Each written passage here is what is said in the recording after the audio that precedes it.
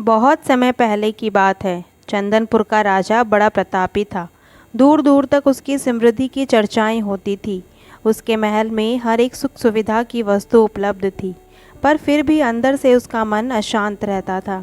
उसने कई ज्योतिषियों और पंडितों से इसका कारण जानना चाहा। बहुत से विद्वानों से मिला। किसी ने कोई अंगूठी पहनाई तो किसी ने यज्ञ कराए, पर फिर भी राजा का दुख दूर नहीं हुआ। उसे शांति नहीं मिली। एक दिन भेष बदलकर राजा अपने राज्य की सैर पर निकला। घूमते घूमते वह एक खेत के निकट से गुजरा। तभी उसकी नज़र एक किसान पर पड़ी। किसान ने फटे पुराने वस्त्र धारण कर रखे थे और वह पेड़ की छांव में बैठकर भोजन कर रहा था। किसान के वस्त्र देख राजा के मन में आया कि वह किसान को कुछ स्वर्ण मुद्राएं दे दे, ताकि उसके जीवन में कुछ खुशियां आ जाए।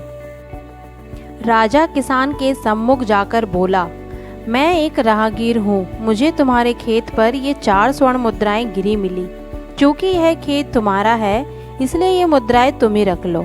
किसान, ना ना सेठ जी, ये मुद्राएं मेरी नहीं हैं। इसे आप ही रखें या किसी और को दान कर दे। मुझे इनकी कोई आवश्यकता नहीं। किसान की यह प्रतिक्रिया राजा को बड़ी अजीब लगी। वह बोला, धन की आवश्यकता किसे नहीं होती भला? आप लक्ष्मी को ना कैसे कर सकते हैं? सेठ जी, मैं रोज 4 आने कमा लेता हूँ और उतने में ही प्रसन्न हूँ। किसान बोला, क्या आप सिर्फ 4 आने की कमाई करते हैं और उतने में ही प्रसन्न रहते हैं? यह कैसे संभव है? राजा ने अचरज से पूछा। सेठ जी, किसान बोला, प्रसन्नता इस बात पर निर्भर नहीं करती कि आप कितना कमाते हैं या आपके पास कितना धन है। प्रसन्नता उस धन के प्रयोग पर निर्भर करती है। तो तुम इन 4 आने का क्या क्या कर लेते हो? राजा ने उपहास के लहजे में प्रश्न किया। किसान भी बेकार की बहस में नहीं पड़ना चाहता था। उसने आगे बढ़ते हुए उत्तर दिया, इन 4 आनों में से एक मैं कुएं में डाल देता हूँ, दूसरे से कर्ज चुका देता हूँ, तीसरा उधार में दे देता हूँ और चौथा मिट्टी में गाड़ देता हूँ। राजा सोचने लगा। उसे यह उत्तर समझ नहीं आया।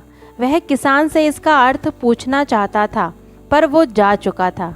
राजा ने अगले दिन ही सभा बुलाई और पूरे दरबार में कल की घटना कह सुनाई और सबसे किसान की उस कथन का अर्थ पूछने लगा।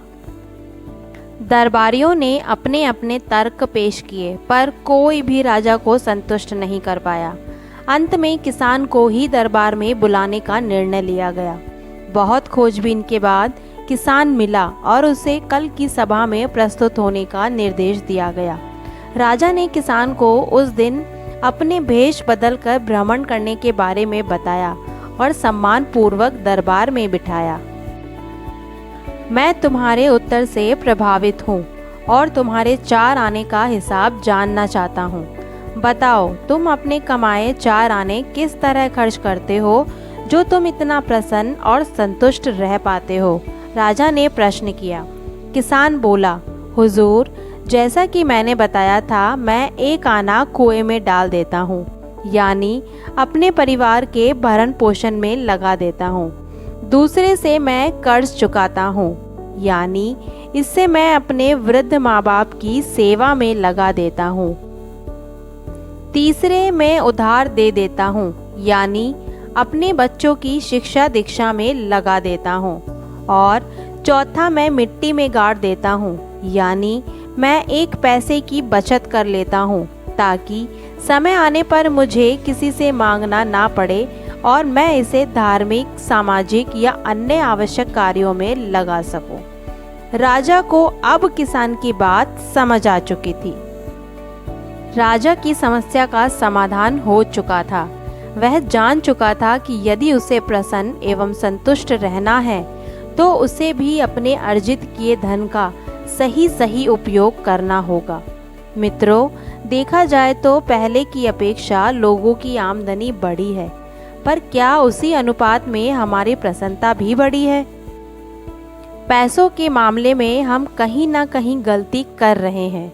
लाइफ को बैलेंस बनाना ज़रूरी है और इसके लिए हमें अपनी आमदनी और उसके इस्तेमाल पर ज़रूर गौर करना चाहिए।